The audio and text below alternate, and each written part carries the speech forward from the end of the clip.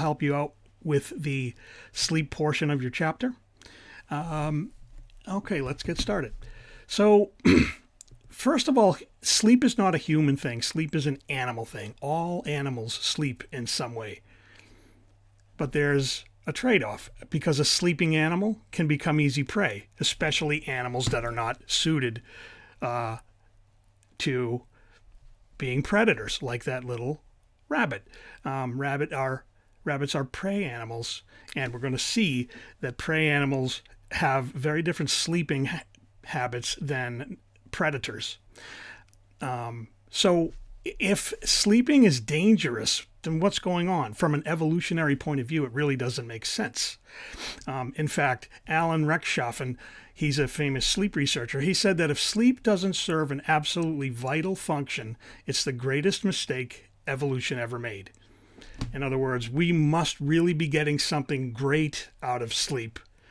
Otherwise, it doesn't seem to be worth the risk, right? So take a look at these two questions. Why do we need food and water? And why do we need protection from extreme heat or cold? The answer to those two questions should be pretty clear. They're both essential. All of those things are essential for survival. And it's become clear that the answer to this question, why do we need sleep? It's also for survival, but that's not the reason we sleep. It's not the only reason. When trying to answer this question, why do we need sleep, psychologists have struggled to give a comprehensive answer. There is no one answer why we sleep, and it is still filled with mysteries. But we do know what some of the things that it can give us are. First of all, sleep gives protection to many species. If you are not out walking around, flying around, running around, you are not putting yourself out there to be caught by another animal. So part of it is for protection. If you're up a tree or in your nest or in your cave, wherever you may live, you are at least out of the way of imminent danger.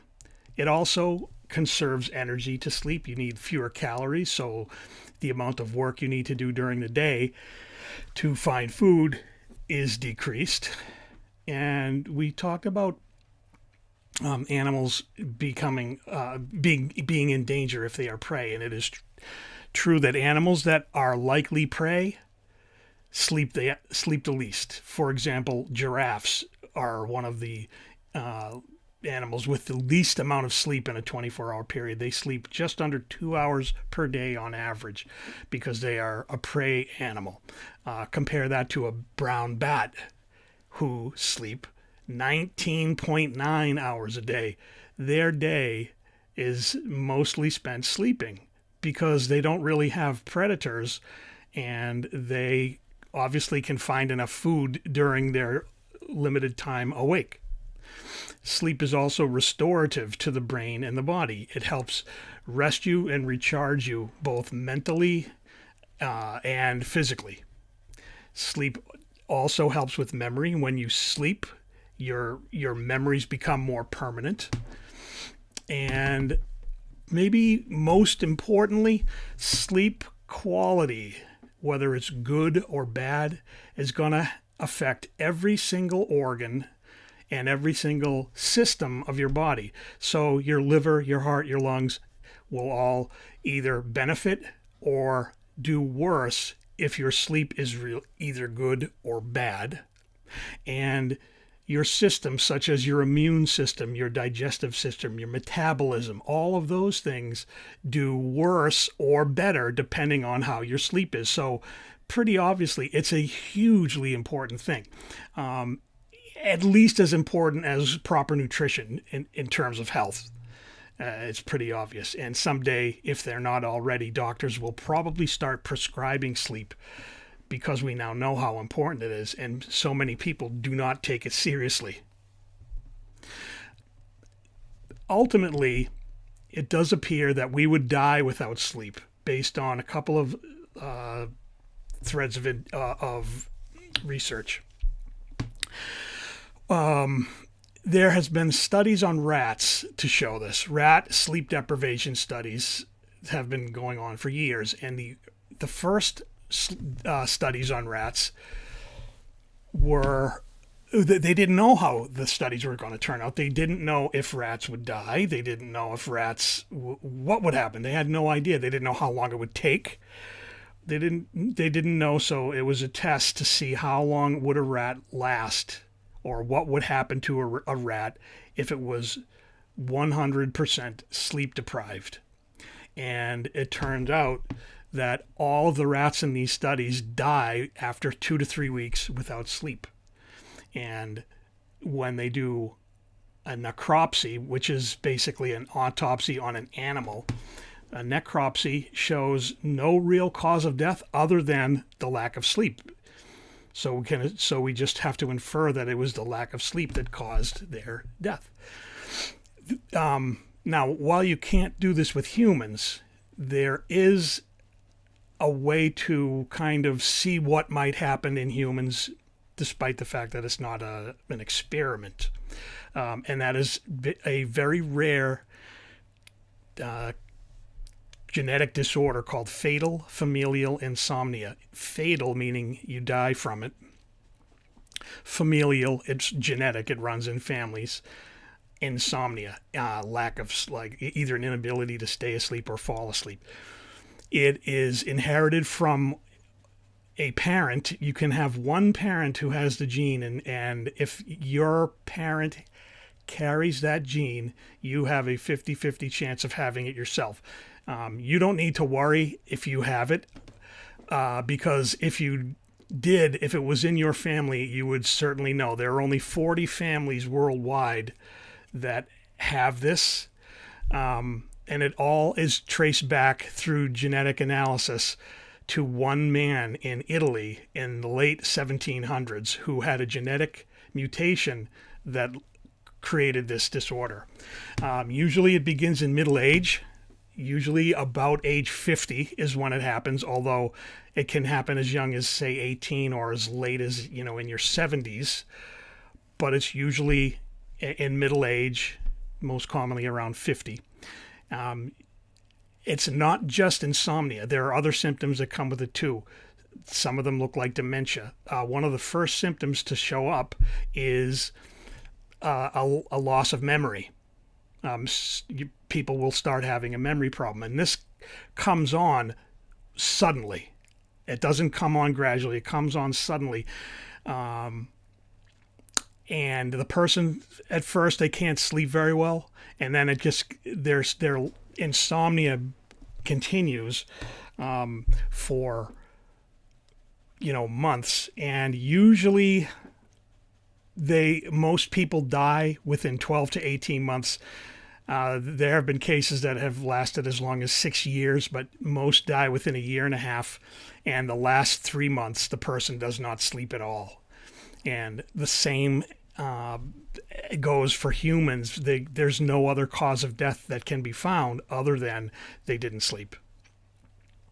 Now, the concept of no sleep is bad, obviously. Like, you can probably die if you don't sleep at all. But even if you are sleep deprived, that's also bad. Sleep deprivation is very stressful on the body and in the brain. It's really bad for you to have chronic especially chronic sleep deprivation. And amazingly, it can affect your moral judgment. People will do things when sleep deprived that later they are embarrassed about, or that they didn't really think was okay to do. It's kind of like being under the influence of alcohol, and compare that also to like the effects of sleep deprivation on driving. That's also like being under the influence of alcohol. People get in thousands and thousands of fall asleep at the wheel car accidents in the United States every year, and many of them are fatal. And everyone who it happened to probably thinks it could never happen to me. I would never fall asleep driving. And the facts are that it can and does happen to many people. So do not drive while you're drowsy. It's very dangerous. What about being sleep deprived during the week? Will being sleep deprived for like Monday, Tuesday, Wednesday, will that accumulate? The answer is yes. Yeah, it's called sleep debt. Sleep debt is the accumulation of lost sleep, and basically you need to pay it back. If you're a person who requires 8 hours to function at your best, and you get your 8 hours every night, you're not going to have sleep debt. But if you don't get the proper amount, you are going to require a little extra sleep, and your body will make you get it. For every 2 hours you're awake, you owe your body roughly 1 hour of sleep. That's based on an 8-hour night's sleep. And some people need a little more, some people need a little less. The average adult does best at 8 hours. Teens, on the other hand, most teens need between 8 and 10 hours to function at their best, which is quite different than 8 hours. If you think like 8 hours, you hear that on TV commercials and stuff. That's just like a term that's thrown out there, but it doesn't apply to high school kids. High school kids need more. Speaking of high school kids, there was a kid in 1964 named Randy Gardner. He's the one in the middle on both pictures doing the push-ups and then sitting in that chair. Randy Gardner got the idea for his science fair project to try to set the world record for sleep deprivation. He had heard about a person who did it a few years earlier, and he wanted to try it. And he actually went almost 11 days without sleeping. All he had to help him was this guy here is his friend, and that's the same guy right here. He had his two friends working with him on shifts. This person here, he's on the right on both pictures, here and here. His name is William Dement, and that's when he was very young. He became known as the father of sleep medicine, and he actually recently died. He died in June of this year, 2020, at the age of, I think he was 92. And he is responsible for much of what we know today about the importance of sleep. Okay, so sleep is one of our circadian rhythms. Circadian means roughly around a 24-hour period. Circadian rhythms are your biological rhythms that fluctuate and change throughout a 24-hour period. Other similar, not similar to sleep, but other rhythms would be blood pressure and body temperature. Your blood pressure is not the same if you measure it every hour throughout the day. Same with your body temperature. That's going to change throughout the day. Well, how drowsy you are or how alert you are, those also change throughout the day. And if you took a record of it for like a month or two, you'd find a pattern each day where you have a dip maybe at a certain period or a couple of different periods in the day where you feel more tired. And then later on, you kind of snap out of it and get your second wind. Your circadian rhythms are kept on track by a number of different things, particularly the exposure to light. And if we are kind of sleeping normally and kind of going through our days, as a typically normal kind of existence, you'd say your circadian rhythms are synchronized. But how can your biological clock get desynchronized? A couple of ways. Jet lag is one. Anyone who's ever traveled multiple time zones knows this, that it can really affect your ability to stay awake at certain times of the day, and it could take days to make up for it. I've heard one estimate was about 1 hour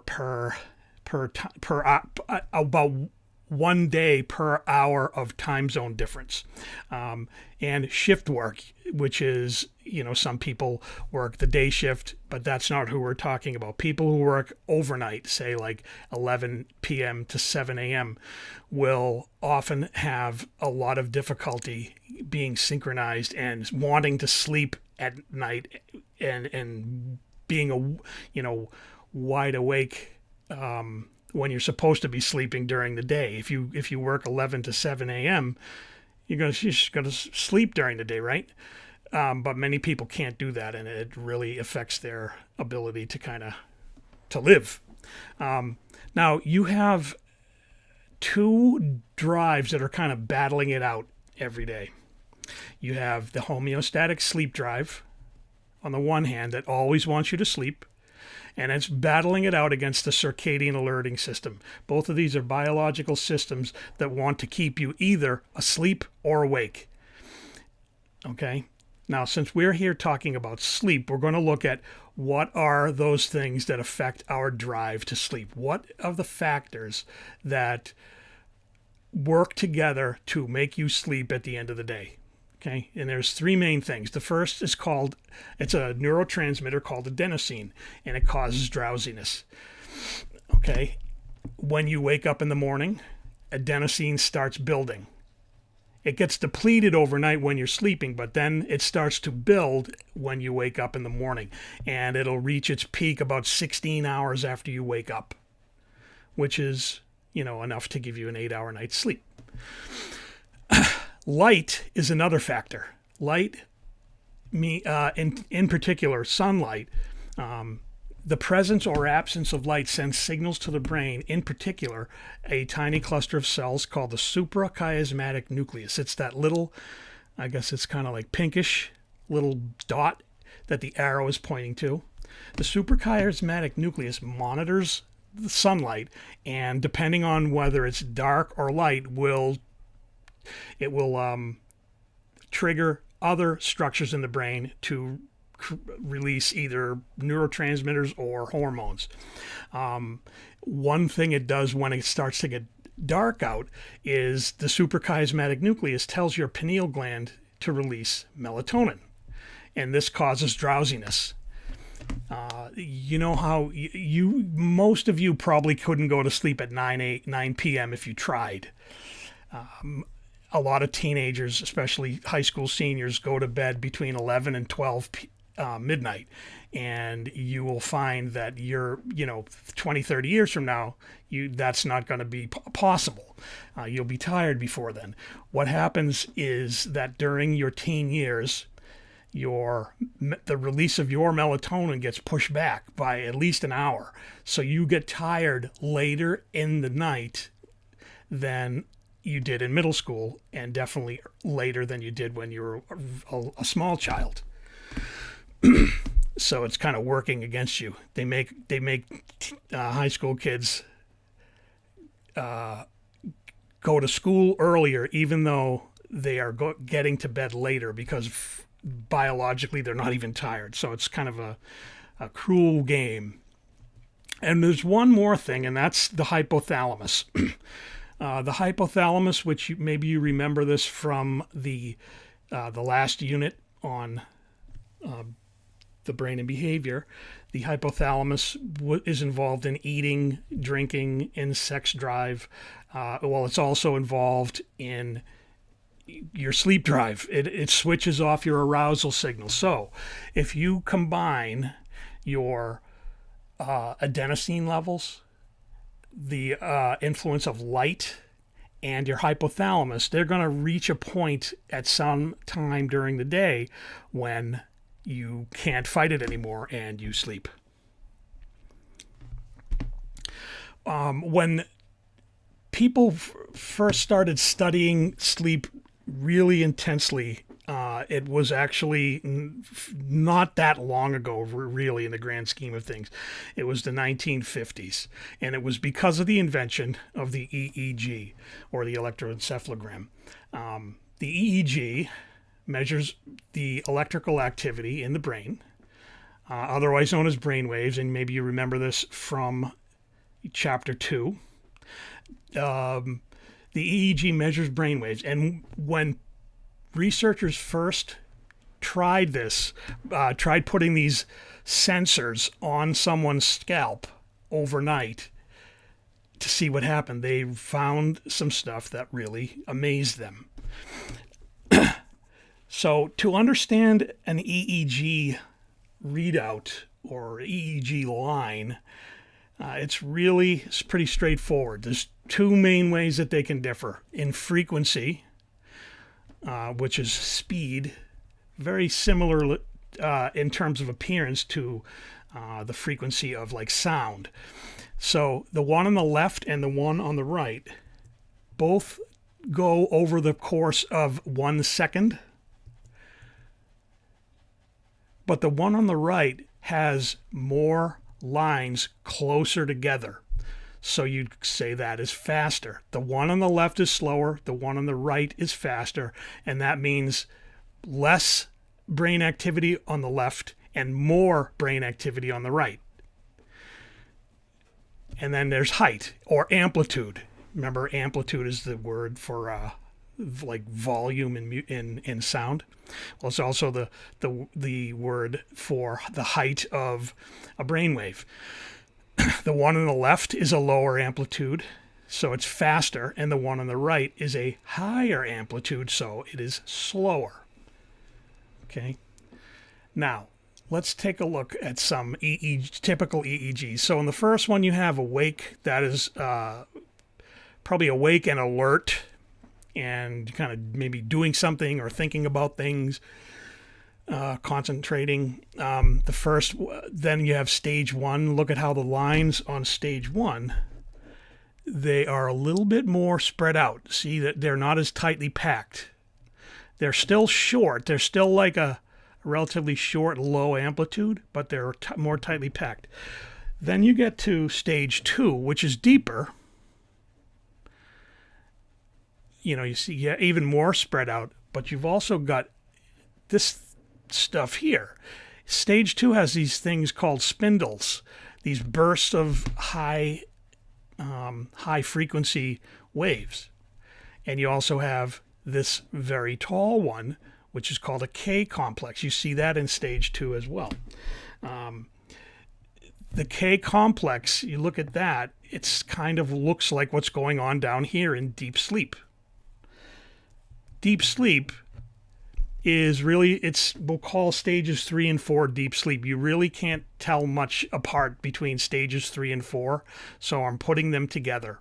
Deep sleep is very high amplitude, very low frequency. And then REM sleep, you get to a type of sleep that almost looks like it's awake. It's similar to being in the awake stage, that is when you're kind of just resting or starting to feel drowsy. In other words, it's still very active, and that was amazing to the early researchers. So let's take a look at what's going on with the different stages, both of wakefulness and of sleep. So when it comes to wakefulness, what happens here are in the most alert, most awake that you are going to be during the day. We call these beta waves, and this is because of the high level of concentration and alertness. And in terms of any of the brain waves that you are going to see, any EEG readouts, these will always be the highest frequency, lowest amplitude. So that means they are going to be the most active. And that makes sense because you're alert and concentrating. Alpha waves happen when you are more relaxed and you're not really thinking of much. Maybe you're starting to get drowsy. Those are called alpha waves. And they are usually right before sleep. Now, each sleep stage has its own specific characteristics. In stage one, this is at the beginning of the night, we call these theta waves, and this is the lightest stage of sleep. It's really easy to wake up from stage one, and if you do wake up from even stage two, if you wake up from stage 1 or 2, you might not know that you are actually asleep. You might not even realize it. Also during stage 1 is these little twitches that you may notice, you may not notice in yourself, but maybe you did. I've woken myself up with these. They're called myoclonic jerks. Little twitches and spasms that you have during stage 1. And I actually saw my dog doing it a couple of years ago, and so I took a little video and I turned it into a GIF. So just watch his legs as he just kind of laid down shortly before this, but he's going to start twitching. See that? Watch his left front leg. So even dogs do it, these myoclonic jerks. And related to that is a sensation of falling that we all probably experienced. I used to have it a lot as a kid, not so much anymore. At the beginning of the night, all of this lasts for about a half hour at the beginning. Stage 2 is a little bit deeper than 1. You're going to also probably not realize you're asleep if you wake up from this, but there's not a ton to say about stage 2. Unlike the other stages, it's not that exciting. It's not that different. Okay. All right. And then after stage 2, then you go into deep sleep. This would be stages 3 and 4. And these are delta waves. Those are those big, tall waves. Maybe go back to earlier in the video when I was showing the different sleeps, EEGs. Just take a look at the delta waves. They're really tall and far apart. This is the most difficult stage to wake a person from. Some people sleep more deeply than others too, but regardless, anyone is going to be their most personally difficult stage to wake up from. And if you do wake up from these, you might not know where you are. You might not know how you got there. You might be disoriented, not know what time it is. This is also where you see, in deep sleep, you see sleepwalking, you see sleep talking, and in children, this is when they wet the bed, during deep sleep. And all of these stages that we've looked at so far, stage 1, 2, and then deep sleep 3 and 4, these are all known as non-REM sleep or NREM, non-REM or NREM stages. Kind of interesting. It shows you how important REM is, that we call these by what they are not. We call these first 4 stages non-REM. That's because REM sleep is just such a different beast. So we get to REM sleep, which is sort of like the rock star of sleep stages. Rapid eye movement, you all know that. This is when you have your vivid dreams. You can dream in the other stages, but much less often, and you will not really remember them, and they will be very vague. When you talk about a dream that you can remember and that is detailed, we're talking a REM stage dream. During your dreams, your muscles are going to be paralyzed. The pawns in your brain will basically switch off the signals to your arms and legs and your neck, so you don't move. Because otherwise you might act out your dreams. You would, and maybe hurt someone or yourself, run into walls. There's actually a sleep disorder where this paralysis doesn't happen, and people do harm their sleeping partner and themselves. A very strange and often frightening experience that about 30% of people will have at least once in their life is to wake up and be unable to move your arms and legs. So your eyes are open. You can move your arms. You can't move your arms and legs, but you can open your eyes and you're awake. And you might also see some shadowy figures at the foot of your bed. And you might even hear some voices that seem like a hallucination. If this has ever happened to you, you have experienced sleep paralysis.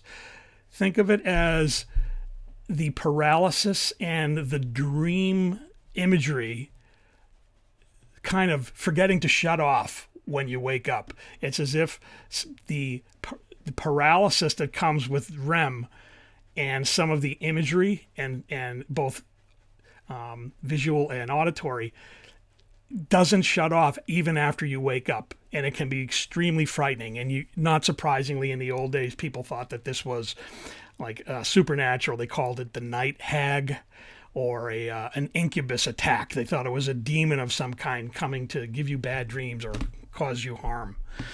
During REM, you have irregular breathing.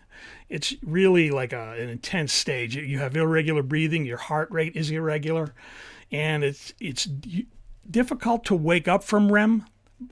But that doesn't mean it's deep sleep, because it's not. Because when you do wake up from REM, you are very alert and oriented. You're not like out of it like you are in stage 4. So it's not a deep sleep. And we also know that REM sleep helps with your memory.